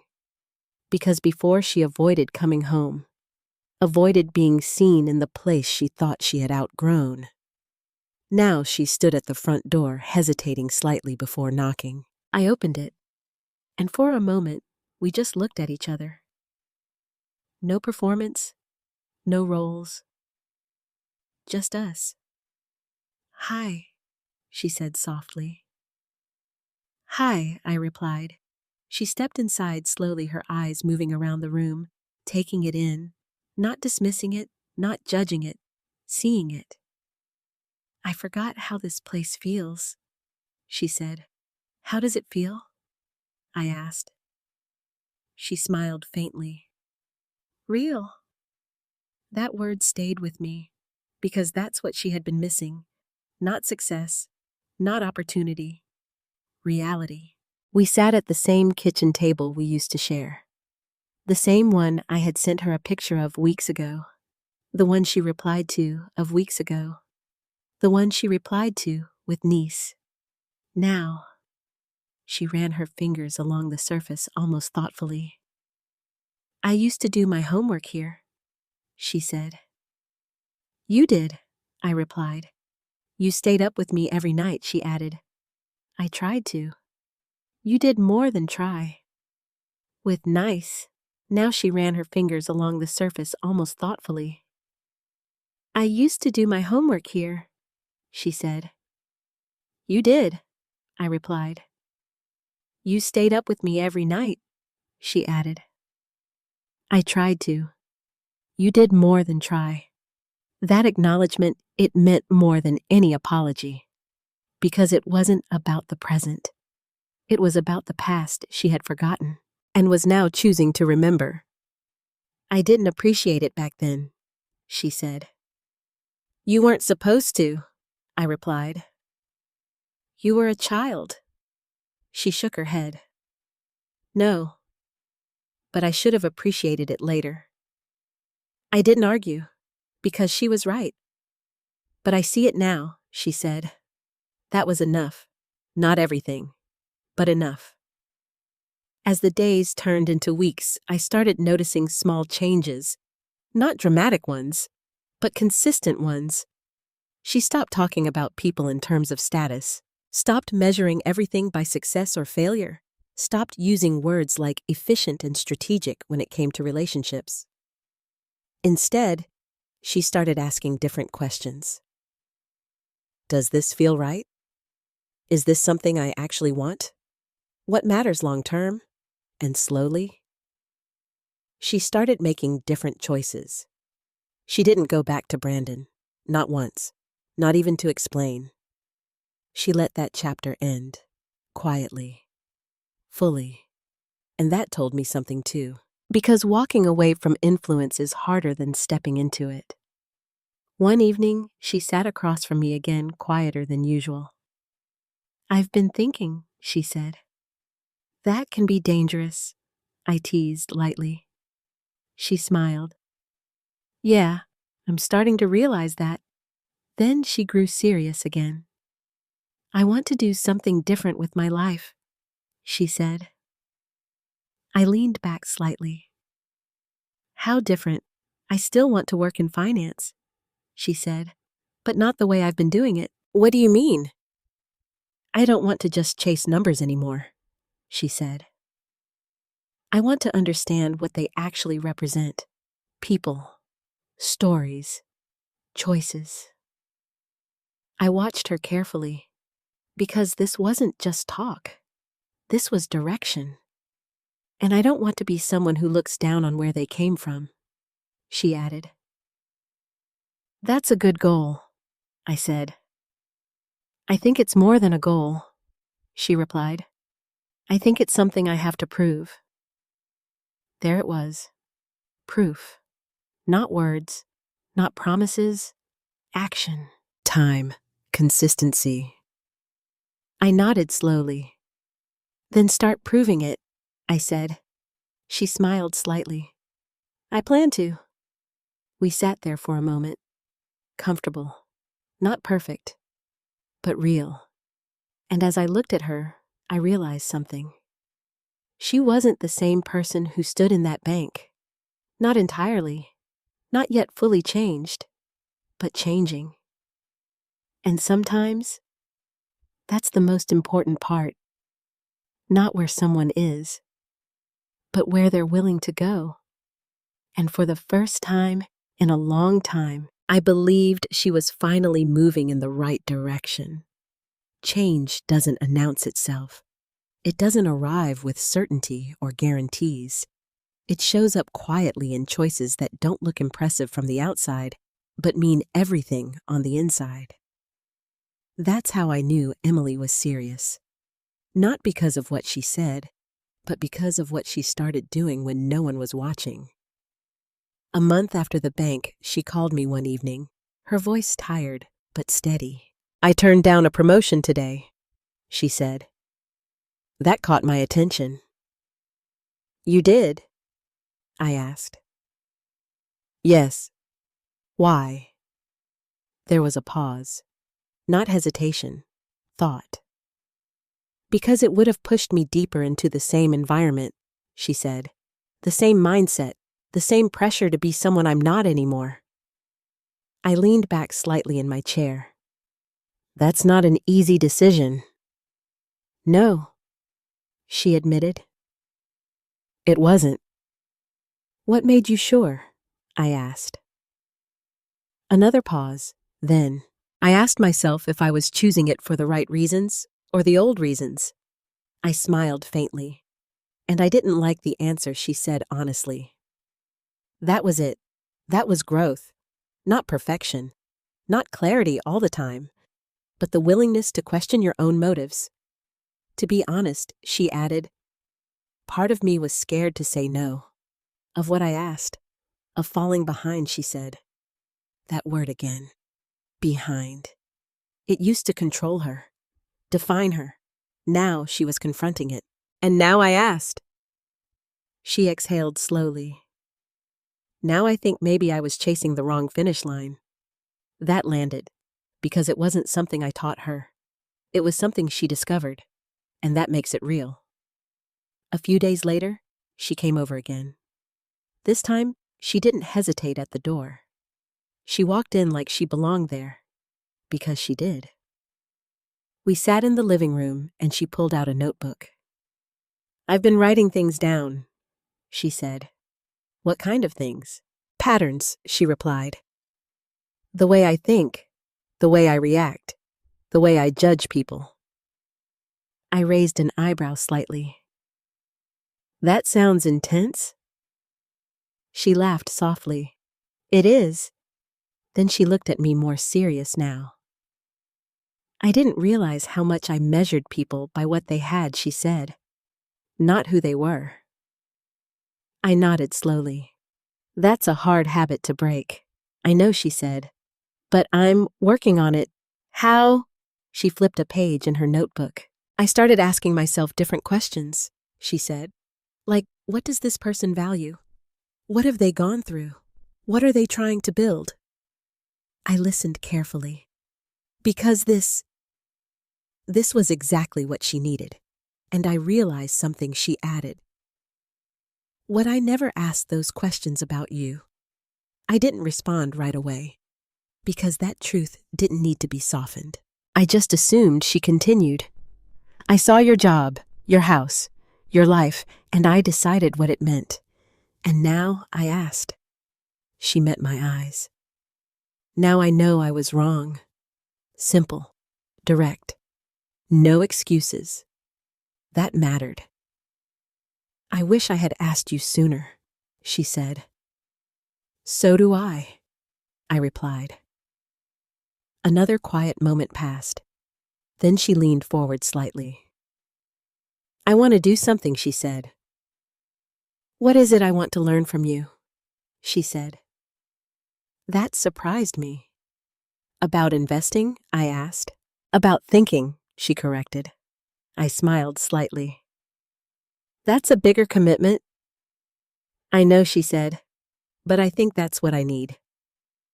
I studied her for a moment. Because this wasn't about money anymore. It was about perspective. And that is much harder to teach. "All right," I said. Her eyes lit up slightly. "Really?"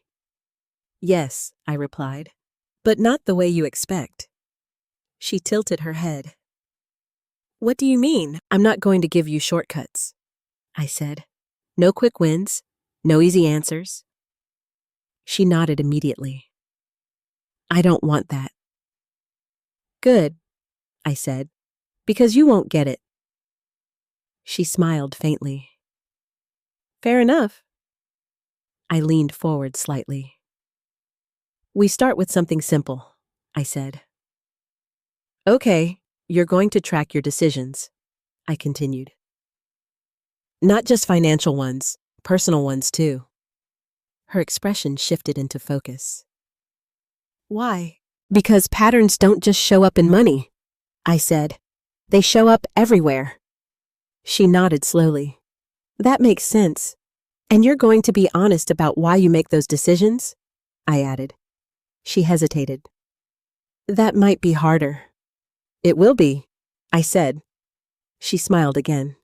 But probably worth it. Yes, I replied. We sat back again, the conversation settling into something new.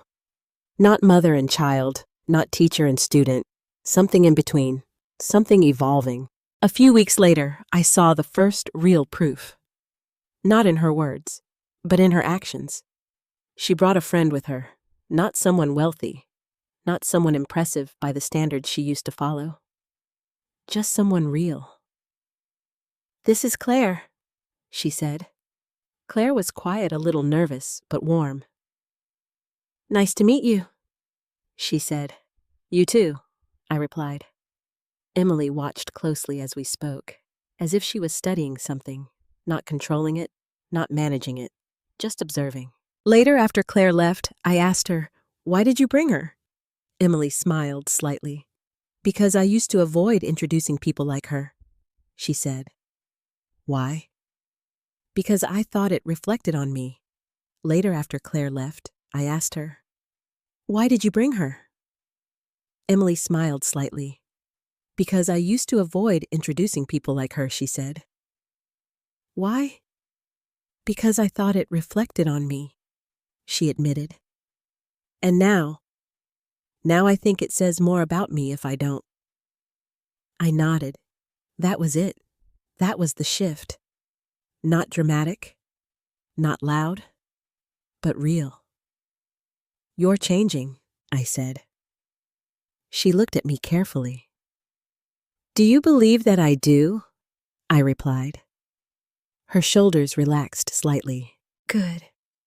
There was a pause. Then she added, I just hope it's enough. I met her gaze. It's not about being enough, I said. It's about being consistent. She nodded slowly. I can do that. And for the first time, I believed her. Not completely, not blindly, but enough to see the path forward. Because she wasn't trying to prove something anymore. She was trying to become something. And that's where real change begins. Time doesn't fix everything, but it reveals everything. That's something I've learned more than once in my life, and over the next few months' time revealed something I didn't expect. Not perfection, not a complete transformation, but something quieter, something stronger. Consistency. Emily didn't change overnight. She still had moments, small ones, where old habits showed up, where she caught herself judging too quickly, assuming too much, measuring things the way she used to. But the difference now was that she noticed.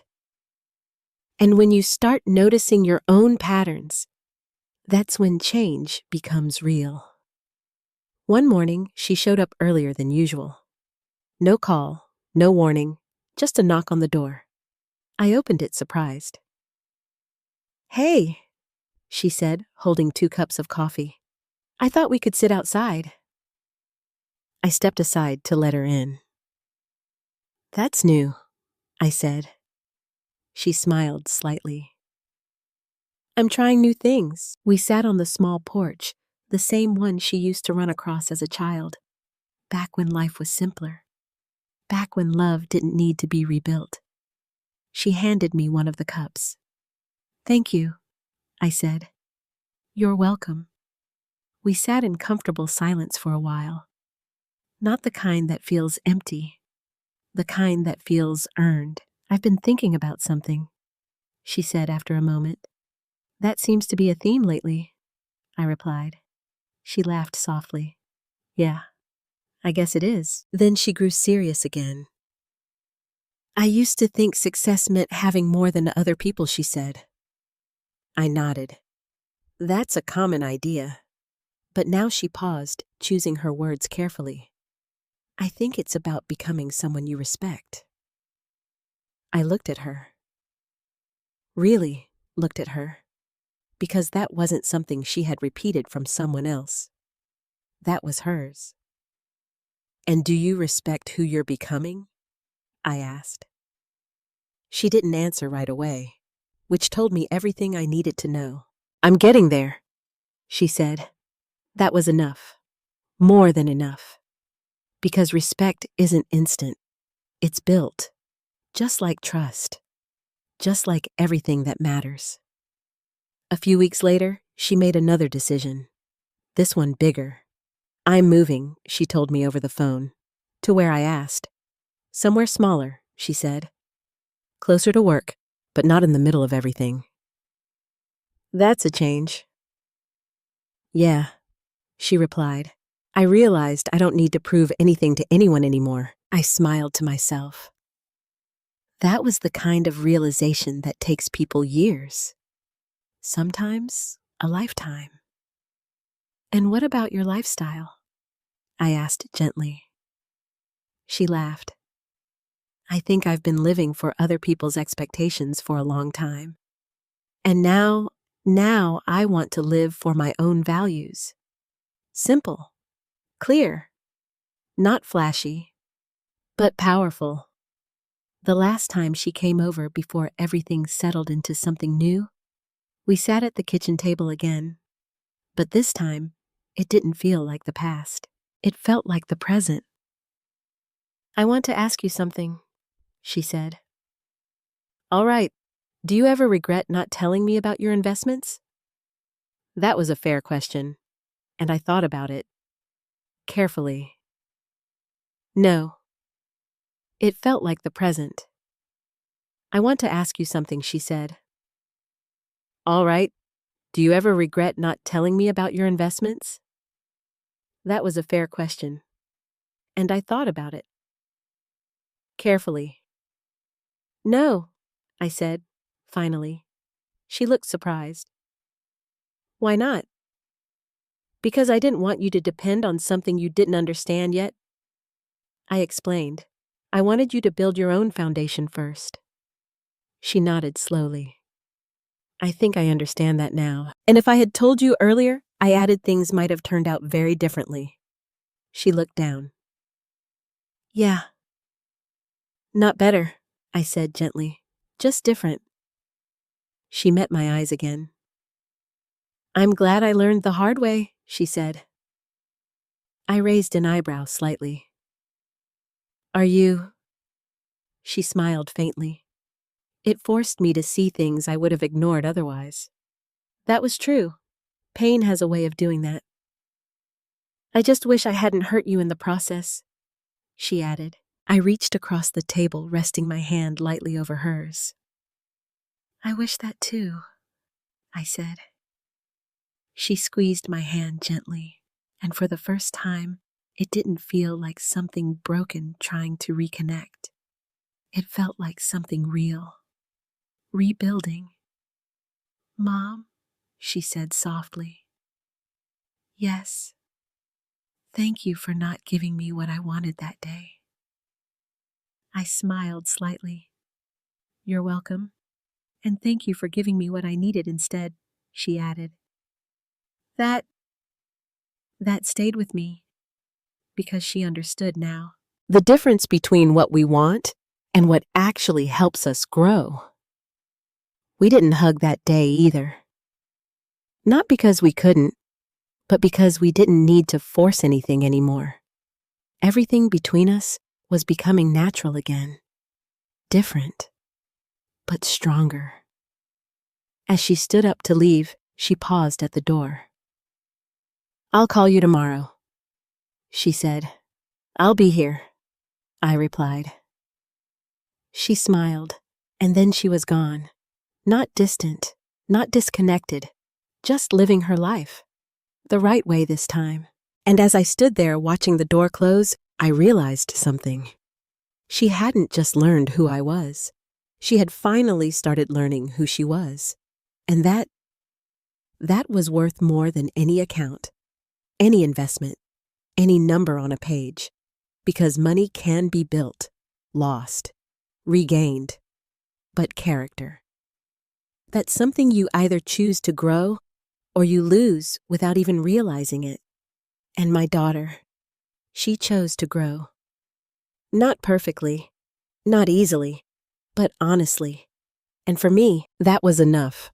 What this story really teaches us is something many people don't realize until it's almost too late. Success without humility can quietly turn into blindness. We often believe that moving forward in life means leaving certain things and certain people behind. But the truth is, the people who stood beside us when we had nothing are not weights holding us back. They are the foundation that made everything else possible. Sometimes we don't lose our values all at once.